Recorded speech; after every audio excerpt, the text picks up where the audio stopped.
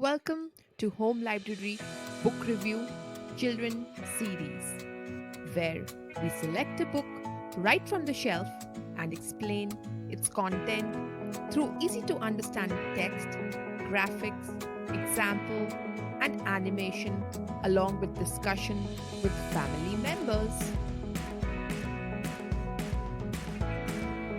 You can now order your book review video at www.home-library.com. Today, we will be reviewing Animal Stories by Ruskin Bond. This book will give you more information and knowledge about animals. The text is very easy to understand for children aged 8 to 12 years. Ruskin Bond, through his animal stories, also throws light on the fact that animals, being living creatures, have the same right to live as human beings. We will be covering the entire book in different parts of our video. This is part 1.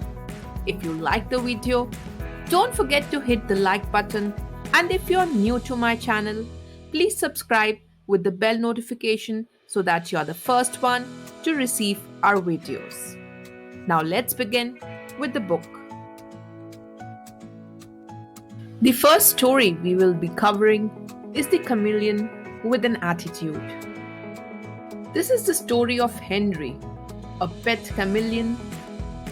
A chameleon's tongue is as long as its body, and Henry's most remarkable feature were his eyes. Henry took nobody on trust and treated anyone's friendliest gestures with grave suspicion. He did not bite. Non-violence was his creed. Many people believe that the chameleon is a dangerous and poisonous reptile. His rigid jaws carried a number of fine, pointed teeth. Henry became a pet when he was saved from death and brought home. During the rains, when all sorts of winged insects came floundering into the house, Henry would snap them up joyfully. The best known feature of the chameleon is its ability to change color at will. It is a power possessed by many lizards. His most usual workday suit was a mixture of dark brown and green set-off. If the day was dark and cloudy, he responded by changing to pale green. Only one species of chameleon is found in India, namely the common chameleon. Most species are found in Africa. Henry remained as a pet for 2 years, and one fresh spring morning, finding his door open, he set out to explore the garden and never came back. He had probably found other playmates of his own kind. Let's move on to the second story, A Crow in the House. A young crow had fallen from its nest and was fluttering about on the road. As it was in danger of being crushed by a cart or a tonga, he was brought home. It was in sorry condition, but grandfather did his best to bring it around. We fed it by gentle pressing its beak open with pencil and pushing in a little bread and milk, then removing the pencil to allow it to swallow. As a result, the young crow was soon on its way to recovery. He was offered freedom but instead he made himself at home. Grandfather and Aunt Mabel, and even some of grandfather's pets objected, but there was no way of getting rid of the bird. They were not sure if he was a male, but started calling him Caesar. Caesar used to join them for meal times and dance on dining table till he had been given his small bowl of meat, soup, and vegetables. He was very restless, fidgeting about, investigating things, rip the daily papers to shred, overturn a vase of flowers, etc. The crow will be the ruin of us, grumbled the grandmother, picking marigold off the carpet. They tried to put Caesar in cage, but he became so angry and objected with fierce crowing and flapping that he was let free. He did not show any inclination to join the other crows in the banyan tree, and it seemed that having grown used to living with humans on equal terms, he had been snobbish and did not wish to mix with his own kind. In time, Caesar learned to talk a little, as ravens sometimes do, in a cracked, throaty voice. He would sit for hours outside the window, banging on the glass with his beak and calling, "Hello, hello." He learned to sit on the arm and say, "Kiss, kiss." He started stealing pens, pencils, combs, hair ribbons, keys, toothbrushes, and false teeth from the neighbors.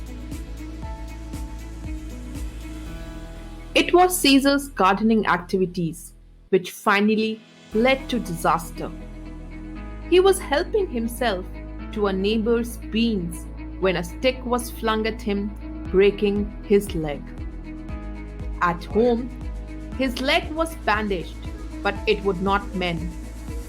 Caesar hung his head and no longer talked. He grew weaker day by day, refusing to eat. One morning, he was found dead on the sofa, his legs stiff in the air. Poor Caesar, his antisocial habits had led to his early end. He was buried in a shallow grave with all the toothbrushes and clothes pegs he had taken the trouble to collect. Let's move on to the third story, Three Bears. Most Himalayan villages lie in the valleys where there are streams, tolerably fertile soil, and protection from biting winds that come through the mountain passes in winter. The houses are usually made of rough granite and have sloping slate roofs that enable the heavy monsoon rain to run off easily, and in autumn pumpkins were left on roofs to ripen in sun. One October night, there was rumbling and thumping on the roof, and the boys were woken up. The friend said, "It is only the bear and is after the pumpkins." Looking out of the window, they saw a black bear making off through a field with a pumpkin. Because they are short-sighted as well as suspicious of anything that moves, they can be dangerous. It is said that bears find it easier to run uphill than downhill. A little after midnight, a bear came down to the edge of the field, but he was suspicious. He was, however, hungry, so after standing up as high as possible on his hind legs and peering about to see If the field was empty, he made his way to ripe corn. About halfway, his attention was suddenly taken by some Buddhist flags. After closer investigation, he was assured that the flags are not dangerous. He then moved on to his original target before the flags had distracted him, the field of corn. But when the friends started shouting, seeing the bear, all villagers woke up and came out of their houses. The bear started when the villagers began to beat drums and empty kerosene tins. Deprived of his dinner, the bear made off in a bad mood. He ran downhill and at a good speed too. Uphill or downhill, an angry bear is best given a wide berth.